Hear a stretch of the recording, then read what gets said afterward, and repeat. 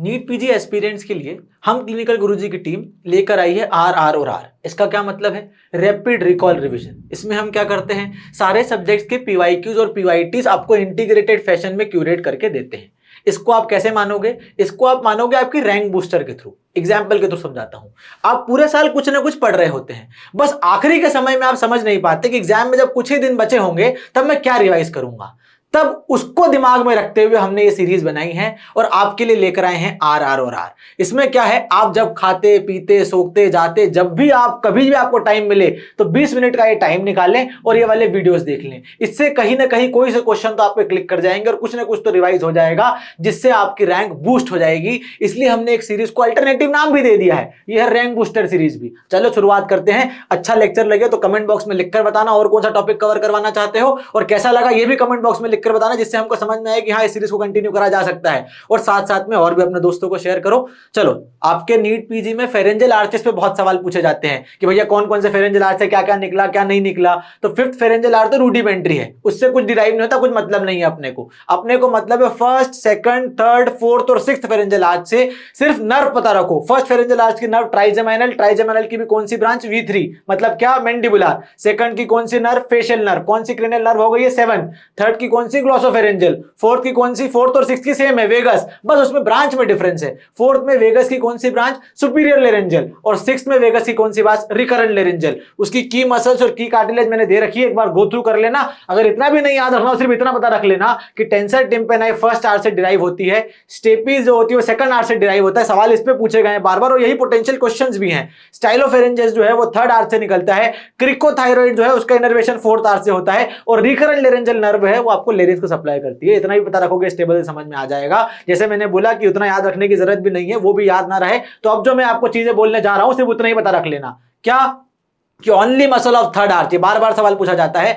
अगर कौन सी ऐसी मसल है जो एक ही मसल है जो थर्ड आर्च से डिराइव होती है, वो है स्टाइलोफेरेंजियस मसल। उसके बाद आपको पता रखना है कि all intrinsic muscles of larynx are derived from sixth arch except one. Except वाली चीजें आपकी नीट पीजी में बार बार पूछी जाती है, जब भी सवाल पढ़ो तो एक्सेप्ट जरूर पढ़ लेना। तो except what? All intrinsic muscles of larynx are supplied by sixth arch except cricothyroid. किससे डिराइव होती है? फोर्थ आर्च से। मैंने ऊपर बोला आपको only muscle of third arch is stylopharyngeus, तो only muscle which is supplied by glossopharyngeal will also be stylopharyngeus. ऐसे लिंक करो। उसके बाद आपको पता होना चाहिए जो स्टेपीज और स्टाइलोइड प्रोसेस है वो किससे आई थी? सेकंड आर्च से आई थी। सेकंड आर्च की नर्व कौन सी थी भैया? फेशियल नर्व थी। उसके बाद अपने को आना है मेलियस, इनकस और टेंसर टिम्पेनाई। ये तीनों जो है ये फर्स्ट आर्च से डिराइव होते हैं, इतना आपको पता रखना है। तो मिडिल ईयर की तीन चीजें मेलियस, इनकस, स्टेपीज, इस पे बार बार सवाल पूछा गया है। मेलियस और इनकस फर्स्ट पार्ट से आई है, स्टेपीज जो मीडियल है तो वो सेकंड आर्च से आई है, इतना पता रख लो। उसके बाद और पता रखना है कि मसल्स ऑफ फेशियल एक्सप्रेशन, जितनी भी फेशियल एक्सप्रेशन की मसल्स हैं वो कौन से आर्च से आएंगी। ऑफ कोर्स अपन ने पढ़ा सेकंड आर्च की नर्व कौन सी है? फेशियल नर्व है, तो फेशियल नर्व भी तो फेशियल एक्सप्रेशन वाली मसल्स को सप्लाई करेगी, तो सेकंड आर्च से all muscles of facial expression निकलती है। ये सवाल बार बार पूछे जाते हैं। अब जैसे आपने लेरिंग्स देखा कि लेरिंग्स को सप्लाई कौन करता है? Mainly recurrent laryngeal nerve. तो larynx is a hot shot topic. Anatomy और उसकी मसल्स के बारे में बार बार सवाल पूछा जाता है। मैं पूरी एनाटॉमी पूरी मसल्स कुछ रिवाइज नहीं करवाऊंगा, कुछ बताऊंगा नहीं। जो पोटेंशियल क्वेश्चंस है, जो पीवाईटीज और पीवाईक्यूज हैं, केवल उसी को रिवाइज करेंगे। क्या पता रखना है इसमें? Safety muscle of larynx. Safety muscle of larynx पे बार बार सवाल पूछा गया है। Which is the safety muscle of larynx? It is posterior cricoarytenoid. उसके बाद only intrinsic muscle which is supplied by external superior laryngeal nerve. क्या अपन ने बोल रहे हैं समझो, इंट्रिंसिक मसल है लेरिंग्स की, supplied by superior laryngeal nerve, that too which branch? External. तो कौन सी नर्व, कौन सी मसल है वो वाली? वो है क्रिकोथायरॉइड। अपन ने बोला ये क्रिकोथायरॉइड किससे है? फोर्थ वाले से है, तो ये पता रखना है अपने को। उसके बाद मैंने बोला सेफ्टी मसल ऑफ लेरिंग्स क्या है? पोस्टीरियर क्रिकोरेटिनॉइड। क्यों है? ये भी तो सवाल पूछा जा सकता है। क्यों? इसलिए है क्योंकि it is the only muscle which is responsible for abducting the cords. Every muscle जो होती है वो अडक्ट करवाती है वोकल कॉर्ड्स को। ओनली अबडक्टर, अबडक्टर मतलब दूर करना, अबडक्शन करना। Only abductor muscle of larynx is posterior cricoarytenoid, that's why it is the safest safety muscle of larynx. ये बता रखो।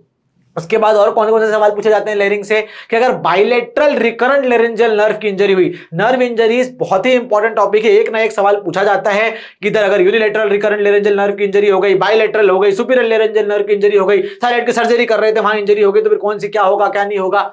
सब पढ़ के जाते हैं, समझ के जाओ। अगर बाइलेटरल रिकरेंट लेरेंजियल नर्व की इंजरी है तो आपके सवाल में क्या क्या दिखेगा, स्ट्राइडर और एयरवे ऑब्स्ट्रक्शन। अगर एयरवे ऑब्स्ट्रक्शन दिख गया कुछ मत मार्क करना, सीधे मार्क कर दो बाइलेटरल रिकरेंट लेरेंजियल नर्व। अगर यूनिलेटरल रिकरेंट लेरेंजियल नर्व आपको आंसर मार्क करना है तो सवाल में ढूंढना पड़ेगा हॉर्सनेस और ब्रीदी वॉइस। अगर हॉर्सनेस और ब्रीदी वॉइस है तो यूनिलेटरल रिकरेंट लेरेंजियल नर्व है, पर अगर एयरवे ऑब्स्ट्रक्शन ही हो गया तो it will be bilateral recurrent laryngeal nerve, ये पता रखना आपने को।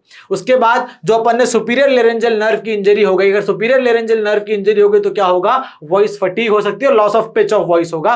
फटीग हो जाएगी और लॉस ऑफ पिच, अगर लॉस ऑफ पिच और वॉइस फटीग अगर वर्ड दिया गया है तो एक्सटर्नल सुपीरियर लेरेंजियल नर्व की इंजरी हुई है, ये पता रखना है अपने को। मेजर इससे दो चीज पता करके जाना है, bilateral unilateral recurrent laryngeal nerve को कैसे डिफरेंशिएट करोगे, जब भी रिकरेंट लेरेंजियल नर्व की इंजरी होगी तो वॉइस में दिक्कत आएगी, और हॉर्सनेस और ब्रीदी वॉइस है तो यूनिलेटरल रिकरेंट लेरेंजियल नर्व, और एयरवे ऑब्स्ट्रक्शन ही हो गया तो it is bilateral recurrent laryngeal nerve. उसके बाद पता रखो अगर हाई पिच वॉइस का लॉस हुआ है तो क्या हुआ है, क्रिकोथायरॉइड की इंजरी हुई है, ये सवाल बना जाता है। उसके बाद hoarseness of voice after thyroid surgery, जैसे ही मैंने आपको बोला हॉर्सनेस ऑफ वॉइस है, हॉर्सनेस ऑफ वॉइस किसमें पढ़ा है तुमने, रिकरेंट लेरेंजियल नर्व में पढ़ा है, तो सीधा लिख दो ना रिकरेंट लेरेंजियल नर्व, तो रिकरेंट लेरेंजियल नर्व की इंजरी है। अब इसमें भी कोई स्पेसिफिक पूछ लेता कि एयरवे ऑब्स्ट्रक्शन नहीं है केवल हॉर्सनेस हुआ है तो कौन सी हुआ, यूनिलेटरल रिकरेंट लेरेंजियल नर्व की इंजरी हुई। अगर एयरवे ऑब्स्ट्रक्शन रहता तो कौन सी हो जाती, बाइलेटरल हो जाती। अब अपने को जानना है, अगर सवाल पूछा गया कि सर्जरी कर रहे थे आदमी की, उसके बाद उसको एस्पिरेशन हो गया, एस्पिरेशन पोस्ट सर्जरी अगर सवाल में कहीं भी घूम जाए तो सीधा लगा देना भैया internal branch of superior laryngeal nerve, क्योंकि उससे क्या होता है, कफ रिफ्लेक्स का लॉस हो जाता है जिससे एस्पिरेशन होने के चांसेस रहते हैं। तो क्या क्या पता रखना है, जो एक्सटर्नल वाली है वो तो क्रिकोथायरॉइड का सप्लाई कर रही है, अगर सुपीरियर लेरेंजियल नर्व की बात कर रहा हूं मैं, recurrent laryngeal nerve unilateral bilateral है, यूनिलेटरल वाले में क्या होगा, केवल हॉर्सनेस होगी, बाइलेटरल रिकरेंट लेरेंजियल नर्व हुआ तो क्या होगा, एयरवे ऑब्स्ट्रक्शन हो जाएगा। और अगर एस्पिरेशन पोस्ट सर्जरी दिया गया है तो सुपीरियर लेरेंजियल नर्व तो आंसर है, पर उसमें भी कौन सी ब्रांच है, इंटरनल वाली ब्रांच है। थोड़ा कंफ्यूजिंग है पर अपन ने सारे केस को रिजॉल्व कर दिया है, समझ के जाना। अब जैसे ही मैंने एस्पिरेशन बोला, aspiration is the most common topic, एक सवाल तो पूछा जाएगा, लिख के ले लो। एस्पिरेशन में क्या पूछ सकते हैं, एस्पिरेशन में सवाल पूछ सकते हैं, मैंने कंपाइल कर दिया है, देखते हैं अपन। अगर एस्पिरेशन की ना पोजीशन पूछते हैं कि एस्पिरेशन हुआ तो कहां मोस्ट कॉमनली इन्वॉल्व होगा, ये पीवाईटीज है सारे, मैंने इसलिए पीवाईटीज लिख रखा है कि मोस्ट कॉमन लंग लोब, अगर मरीज बैठा हुआ है उसमें मोस्ट कॉमन कौन सा लंग लोब है जिसमें एस्पिरेशन के चांसेस होते हैं, तो it is right lower lobe, उसका भी कौन सा सेगमेंट, पोस्टीरियर सेगमेंट। पर अगर मरीज लेटा हुआ है तो अब इसमें क्या होगा, posterior segment of right upper lobe will be the most common side. Difference समझ में जाओ कि एक अगर मरीज बैठा हुआ है और मरीज लेटा हुआ है, अगर मरीज बैठा हुआ है तो राइट लोअर लोब का पोस्टीरियर सेगमेंट डिपेंडेंट हो जाएगा और वहां पे मोस्ट कॉमनली एस्पिरेशन होगा। पर अगर मरीज लेटा हुआ है तो राइट अपर लोब के पोस्टीरियर सेगमेंट में एस्पिरेशन के चांसेस रहते हैं। अब राइट वाला ही क्यों इंपॉर्टेंट है, right bronchus is more prone because it is shorter, wider and more vertical, it is more vertical and wide, that's why ये ज्यादा ही प्रोन है। इस पे भी सवाल पूछा गया भाई, सबसे पहले तो यही सवाल पूछा जाता है कि भैया कौन सा ब्रोंकस जो है वो ज्यादा प्रोन है, तो राइट है। अब राइट बच्चे सही करने लग गए तो उन्होंने सोचा कि अब ये तो बच्चे सही करने लग गए, उनसे पूछो कि क्यों ऐसा करते हैं, तो अब अगली बार से सही करके जाना क्यों राइट वाला ब्रोंकस मोर प्रोन है, because it is shorter, wider and more vertical. उसके बाद फॉरेन बॉडी एस्पिरेशन बच्चों में बहुत इंपॉर्टेंट सवाल है, कहां मोस्ट कॉमन साइड क्या होगी, राइट ब्रोंकस होगी, ऑफ कोर्स आपको सबको पता है राइट ब्रोंकस में हुआ, और आपको क्या हिस्ट्री दे देंगे, सडन एकदम से सडन कफ या वीज हुआ बच्चों में, फॉरेन बॉडी मार्क करके आना है आपको। उसके बाद मैंने आपको बताया कि रिफ्लेक्स विच प्रिवेंट एस्पिरेशन कौन सी नर्व से सप्लाई होगा, वो कफ रिफ्लेक्स कौन सी नर्व से सप्लाई होगा, injury to superior laryngeal nerve, that is which branch, internal. अगर ये लॉस हो जाए तो एस्पिरेशन के चांसेस बढ़ जाते हैं, अपन ने उधर पढ़ा है, लिंक करके आए हैं। अगर एस्पिरेशन निमोनिया हो गया है तो एस्पिरेशन निमोनिया किससे होता है, मोस्ट कॉमनली एनारोबिक बैक्टीरिया से होता है। जहां भी एनारोबिक बैक्टीरिया आए स्मेल फाउल होगी, ये पता रख के जाओ। उसके बाद एक होता है न्यूमोनाइटिस, एक होता है निमोनिया। निमोनाइटिस मतलब क्या, आइटिस मतलब inflammation that is non infective, और एक होता है निमोनिया दैट इज इन्फेक्शन। तो अगर एस्पिरेशन न्यूमोनाइटिस अगर सवाल में दिया जाए केवल, तो उसमें एंटीबायोटिक नहीं देना है, उसमें केवल सपोर्टिव ट्रीटमेंट करना है। अगर एस्पिरेशन निमोनिया दे तब उसमें एंटीबायोटिक देना है, तो इस पे सवाल पूछा जाता है, खेल घुमाया जाता है, तो आपने को दिमाग में रखना है pneumonitis is only inflammation without infection and pneumonia is infection. तो अगर क्वेश्चन में निमोनिया पूछा गया है दैट इज इन्फेक्शन तो एंटीबायोटिक मार्क करके आओ, पर अगर निमोनाइटिस पूछा गया, आइटिस पूछा गया है दैट इज इन्फ्लेमेशन, उसमें सपोर्टिव ट्रीटमेंट करना है, एंटीबायोटिक नहीं देना है, ये बार बार सवाल पूछा जाता है। अब अपन देखो एनारोब के बारे में अपन ने देखा, तो एनारोब के बारे में और क्या क्या सवाल पूछा जाता है वो भी पढ़ के जाते हैं। Most common anaerobe in colon क्या दिया जाता है, bacteroides fragilis. Most common in aspiration pneumonia, अगर एस्पिरेशन निमोनिया जिसमें एंटीबायोटिक देना पड़ेगी तो कौन सा बैक्टीरिया मोस्ट कॉमन है इसमें? बैक्टीरियोइड्स और फ्यूजोबैक्टीरियम। अब एक बैक्टीरिया होता है जो ग्राम पॉजिटिव होता है, स्पोर फॉर्मिंग होता है, ये माइक्रो में बहुत सवाल पूछा जाता है, कौन सा बैक्टीरिया है? वो क्लोस्ट्रीडियम स्पीसीज है जो ग्राम पॉजिटिव भी होती है और स्पोर फॉर्मिंग होती है। उसके बाद एनारोबिक लैंग एब्सेस जो हुआ उसका क्या कैरेक्टरिस्टिक फीचर है? मैंने बोले जहां भी एनारोब आए तो क्या लिखना? फाउल स्मेलिंग, और क्या होता है? ब्लैक स्प्यूटम निकलता है। एनारोबिक कल्चर मीडिया पे there are plenty of questions. दो कल्चर मीडिया पता रखो, एक होता है थायोग्लाइकोलेट ब्रोथ और एक होता है रॉबर्टसन कुक्ड मीडिया। जो रॉबर्टसन कुक्ड मीडिया होता है वो ट्रांसपोर्ट मीडिया होता है, पर जो मेजर कल्चर मीडिया होगा इसका वो क्या होगा? थायोग्लाइकोलेट ब्रोथ होगा, ये पता रखना। Drug of choice below diaphragm, अगर एनारोब में देना है तो मेट्रोनिडाजोल देना है, अगर ओरल एनारोब में देना है तो क्लिंडामाइसिन देना है, और अगर एस्पिरेशन निमोनिया हो गया तो उसमें क्लिंडामाइसिन के साथ कोई भी अपन जोड़ सकते हैं लेक्टिम्स। अब अपने को यह समझना है इसमें कि क्लॉस्ट्रीडियम भी तो एक एनारोबिक बैक्टीरिया है, उसमें क्या करना है? क्लॉस्ट्रीडियम से क्या क्या हो सकता है? क्लॉस्ट्रीडियम परफरेंजेंस की बात कर रहे हैं अपन, फूड पॉइजनिंग हो सकती है और गैस गैंग्रीन हो सकता है, और साथ में क्लॉस्ट्रीडियम परफरेंजेंस का एक इंपॉर्टेंट फीचर होता है कि इसमें डबल रो ऑफ हिमोलिसिस देखने मिलती है। और एक और चीज, एनारोब जो होता है, एक एनारोब जो बार बार पूछा जाता है सवाल कि anaerobe with capsule, that too polysaccharide capsule, कौन सा है? तो B fragilis is answer. Clostridium perfringens में क्या बोला था मैंने? डबल जोन ऑफ हिमोलिसिस है। ये पिक्चर आपको दिखा देंगे, पूछ लेंगे कौन सा बैक्टीरिया है तो लिख के आना क्लॉस्ट्रीडियम परफरेंजेस। इससे क्या हो सकता है? और गैंग्रीन हो सकता है। कौन सा हो सकता है? Gas gangrene. जैसे ही गैंग्रीन बोला, गैंग्रीन दिमाग में घूम जाना चाहिए, कौन कौन से गैंग्रीन होता है? Dry, wet, gas. यस, चलो गैंग्रीन के बारे में पढ़ते हैं अपन।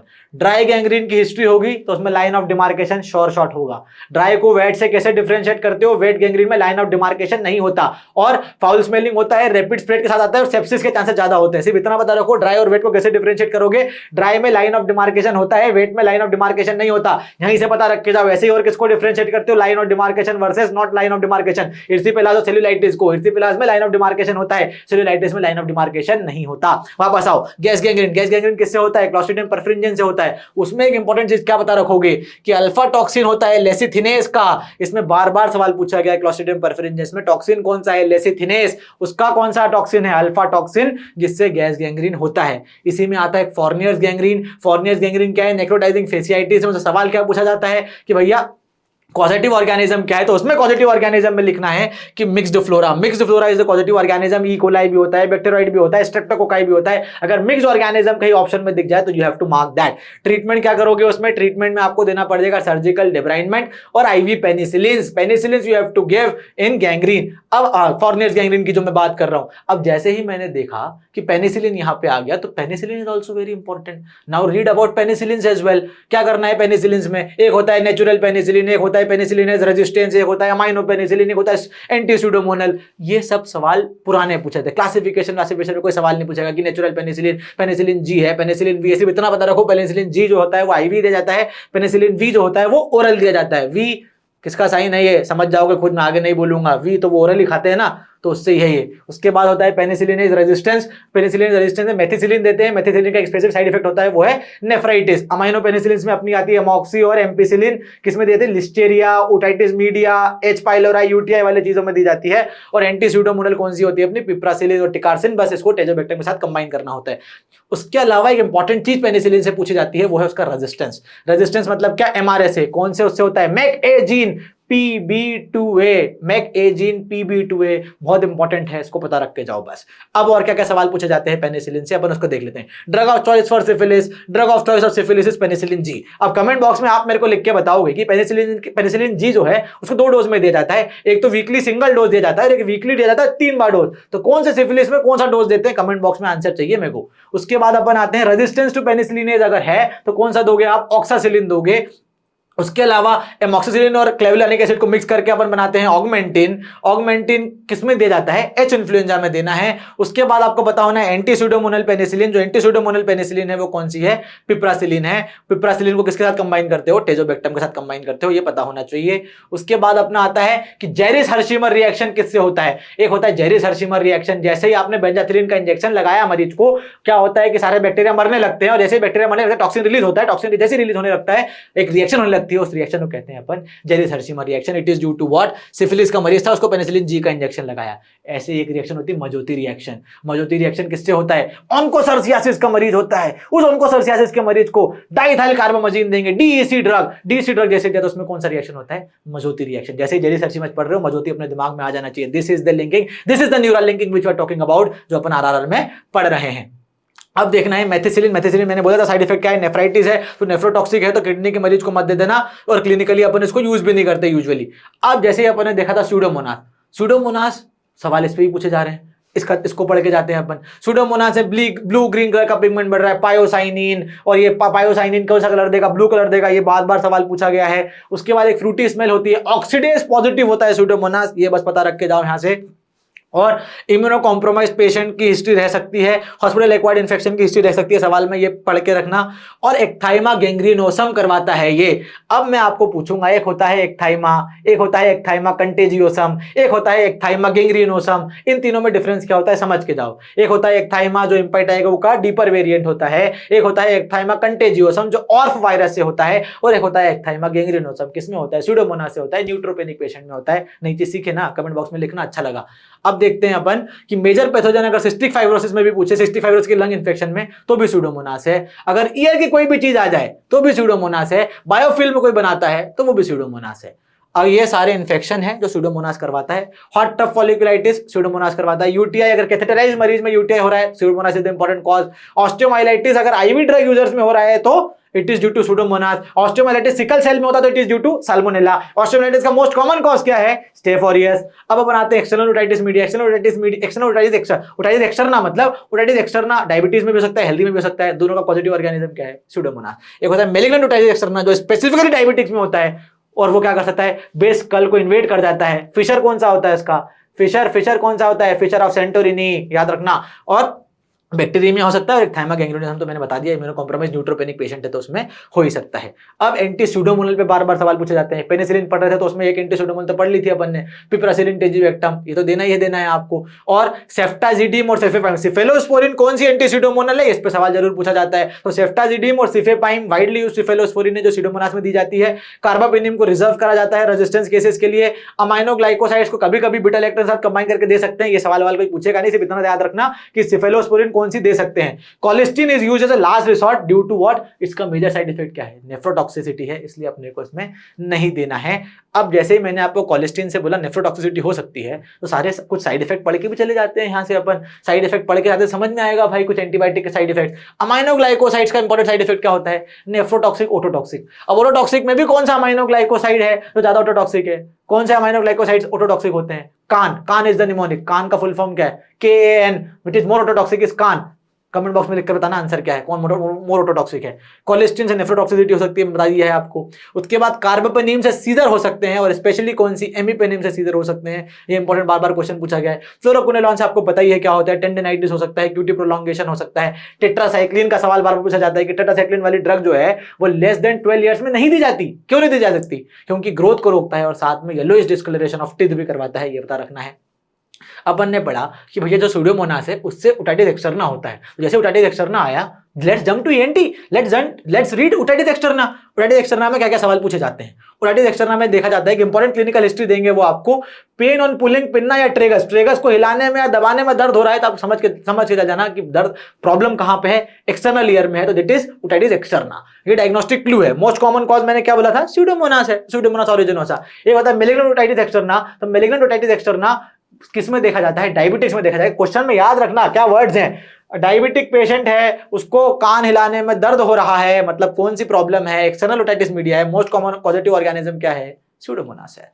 उसके बाद देखना है अपने को मैलिग्नेंट ओटाइटिस एक्सटर्ना के कॉम्प्लिकेशन क्या हो सकते हैं? Skull base osteomyelitis due to what? Fissure of Santorini है, वहां से निकल जाएंगे अपने ये इन्फेक्शन और स्कल बेस में चले जाएगा, ये पता रखना है। मैलिग्नेंट ओटाइटिस एक्सटर्ना का ट्रीटमेंट क्या है? IV सिप्रोफ्लॉक्सासिन है, ये पता रखो। स्यूडोमोनास से एक और चीज पता रखो, नाखूनों में क्या होता है? स्यूडोमोनास से ग्रीन नेल सिंड्रोम होता है। ग्रीन नेल सिंड्रोम पता रखना है नाखूनों में अपने को। अब अपन आ जाते हैं, ओटाइटिस एक्सटर्ना पढ़ रहे थे तो एक होता है फंगल ओटाइटिस। अभी तक तो बैक्टीरिया देखा, एक फंगल ओटाइटिस एक्सटर्ना भी होता है।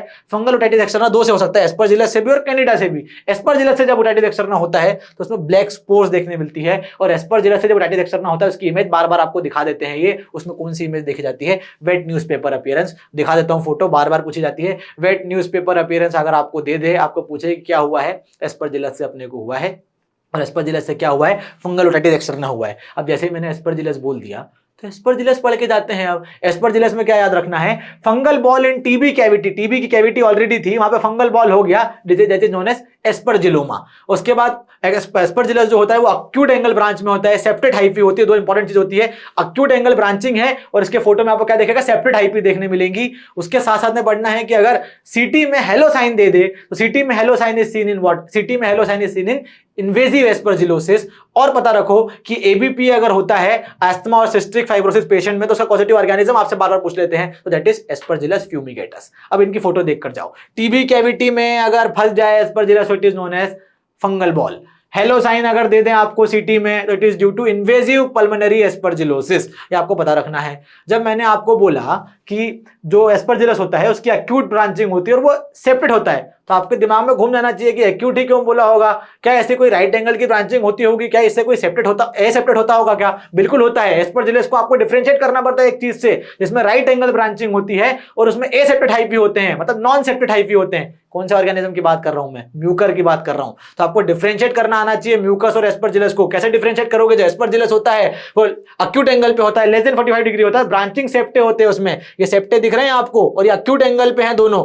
साथ में इसको कंपेयर करो इससे, इसमें क्या है? कहीं सेप्टा दिख रहा है क्या? कहीं नहीं दिख रहा। और ये एंगल कौन सा है? 90 डिग्री का है। तो this is how you differentiate Mucor और एस्परजिलस। अब जैसे ही मैंने म्यूकर बोला, म्यूकर माइकोसिस पे बार बार सवाल पूछ लेते हैं, वो तो उसको ही पढ़ के जाते हैं।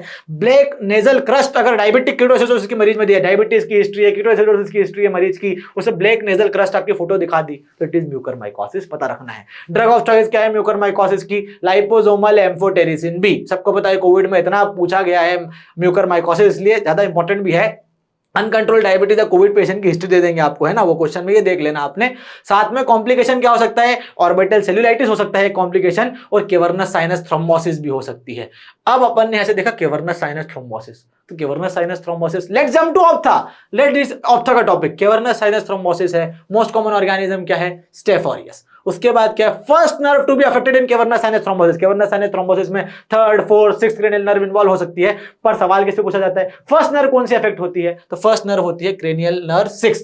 एब्डुसेंट नर्व इन्वॉल्व होगी फर्स्ट, दैट इज, ये बार बार सवाल पूछा गया। मोस्ट कॉमन ऑर्गेनिज्म क्या है? स्टेफ। सिम्टम्स क्या होंगे? प्रोप्टोसिस, ऑप्थेल्मोप्लेजिया तो होगा। मेन दे रखा है मैंने फीवर। फीवर मतलब क्यों? फीवर इसमें सिस्टमिक साइंस भी देखने मिल सकते हैं। सिस्टमिक साइन याद रखना, यहां पर क्यों बताऊंगा। उसके बाद और क्या पूछा जाता है? इन्वेस्टिगेशन। केवर्नस साइनस थ्रोम्बोसिस की इन्वेस्टिगेशन बहुत बार पूछी गई है, तो MRI plus MRV, MRI plus MRV, venography अगर दोनों साथ में दिया है आंसर में तो आपको लिखना है MRI plus एमआरवी is the investigation of choice for cavernous sinus thrombosis. इसमें आपको ये देखना है कि बाइलेटरल आई इन्वॉल्व होती है। हिस्ट्री में क्या रहेगा? केवर्नस साइनस थ्रोम्बोसिस की जब भी हिस्ट्री आएगी bilateral eyes are involve, that is a clue for you in the history. Cavernous sinus thrombosis जो होता है वो डेंजर एरिया ऑफ फेस में कोई भी लीजन हो उससे हो सकता है। तो डेंजर एरिया ऑफ फेस ये भी होता है। जो बोलते हैं ना कि पिंपल यहाँ हुआ तो फोड़ना नहीं, क्या हो सकता है? केवर्नस साइनस थ्रोम्बोसिस हो सकता है। अब केवर्नस साइनस थ्रोम्बोसिस को आपको ऑर्बिटल सेल्यूलाइटिस से डिफरेंस करना आना चाहिए, क्योंकि कंफ्यूजन वही होता है सवाल में। क्या डिफरेंस करोगे? ऑर्बिटल सेल्यूलाइटिस जो होता है वो यूजुअली यूनिलैटरल होता है, और केवर्नस साइनस थ्रोम्बोसिस जो होता है वो ऑफन बाइलेटरल होता है। साथ में क्रेनियल नर्व ऑर्बिटल सेल्यूलाइटिस में इन्वॉल्व नहीं होती। इसमें बहुत सारी क्रेनियल नर्व इन्वॉल्व होती है। फर्स्ट कौन सी होती है? 6th cranial nerve, that is abducent. Systemic signs, fever मैंने बोला था, क्यों? क्योंकि माइल्ड टू मॉडरेट फीवर होता है ऑर्बिटल सेल्यूलाइटिस में। हाई ग्रेड फीवर, टॉक्सिसिटी होती है केवर्नस साइनस थ्रोम्बोसिस में। तो बाइलेटरल, टॉक्सिसिटी और नर्व इन्वॉल्वमेंट, कौन सी डायग्नोसिस आपकी? Cavernous sinus thrombosis. यूनिलैटरल है, इतना कोई ज्यादा फीवर है नहीं, तो कौन सी डायग्नोसिस होगी? Orbital cellulitis. ये आपको पता रखना है। ऑर्बिटल सेल्यूलाइटिस की इन्वेस्टिगेशन ऑफ चॉइस क्या है? सीटी ऑर्बिट है, ये बता रखो। सबसे पहला आर्च कौन सा पढ़ा था? First arch. फर्स्ट आर्च की नर्व कौन सी पड़ी थी? Trigeminal nerve. कौन सी ब्रांच पड़ी थी? V3 मैंडिबुला। ट्राइजेमिनल नर्व के क्वेश्चन सॉल्व करके जाते हैं ना कुछ तो। ट्राइजेमिनल नर्व की 3 ब्रांच होती है, ऑप्थेल्मिक, मैक्सिलरी और मैंडिबुलर। अब आप समझो कि ट्राइजेमिनल नर्व से क्या क्या सवाल पूछे जा सकते हैं और पूछे जाते हैं। जॉ जर्क और कॉर्नियल रिफ्लेक्स दो चीजें होती हैं, that is due to which cranial nerve पूछा जाए तो it is due to cranial nerve 5 that is trigeminal nerve. उसके बाद एक हिस्ट्री दे दे मरीज की painful shock like jaw pain हो रहा है, अगर ऐसी हिस्ट्री दे कि पेनफुल लिंसिनेटिंग जॉ पेन अगर है तो it is known as trigeminal neuralgia. जैसे ट्राइजेमिनल न्यूरैल्जिया पढ़ रहे हो, ट्राइजेमिनल न्यूरैल्जिया की ड्रग ऑफ चॉइस क्या है? Drug of choice of trigeminal neuralgia is carbamazepine. जैसे कार्बामाज़ेपिन पढ़ा तो इसका एचएलए भी पूछ लेते हैं। एचएलए कौन सा होता है? HLA B150O2। अब जैसे एचएलए B150O2 पढ़ा, ऐसे एक एलोपेरोनल ड्रग है गाउट में देते हैं, उसका एचएलए क्या है कमेंट बॉक्स में लिखकर बताना। अब उसके बाद मैंने बोला कि इसकी तीन ब्रांचेस हैं, ऑप्थेल्मिक, मैक्सिलरी और mandibular. Mandibular is the only motor branch और it is motor to what? It is motor to masticatory muscles, mastication वाली मसल को सप्लाई करती है। कॉर्निया की सेंसेशन कौन सी ब्रांच से जाती है? Of course first ophthalmic branch से जाएगी, कॉर्निया की सेंसेशन है तो। और जो जॉ जर्क है, जॉ जर्क पे बार बार सवाल पूछा गया है कि jaw jerk which is related to trigeminal nerve, कौन सा reflex? It is monosynaptic reflex, it is not polysynaptic reflex. और एक चीज है सीपी एंगल, मतलब सेरेब्रोपोंटाइन एंगल पे अगर लीजन हुआ, जैसे अकास्टिक न्यूरामा हो गया, तो उसमें दो नर्व की इंजरी एक साथ होती है, एक होता है क्रेनियल नर्व 5 और एक होता है क्रेनियल नर्व 8। क्रेनियल नर्व 8 जैसे ही मैंने बोला, क्रेनियल नर्व 8 कौन से सिंड्रोम के साथ पढ़ते हो भैया? न्यूरोफाइब्रोमाटोसिस के साथ पढ़ते हो, NF2 के साथ पढ़ते हो। NF1 और NF2 दो चीजें होती हैं। NF2 में जो होता है उसमें क्या होता है? बायलेटरल श्वानोमा होता है। न्यूरोफाइब्रोमाटोसिस की बात कर रहा हूं तो बायलेटरल श्वानोमा भी ये 8th क्रेनियल नर्व की इंजरी होती है। चालू किया था अपन ने फेरेंजियल आर्चेस में, वहां पढ़ी थी ट्राइजेमिनल नर्व, एंड भी अपन ने ट्राइजेमिनल नर्व में किया, पर बीच में अपन ने बहुत सारी चीजें पढ़ ली। तब कमेंट बॉक्स में लिखकर बताओ कि ये लेक्चर आपको कैसा लगा। Thank you.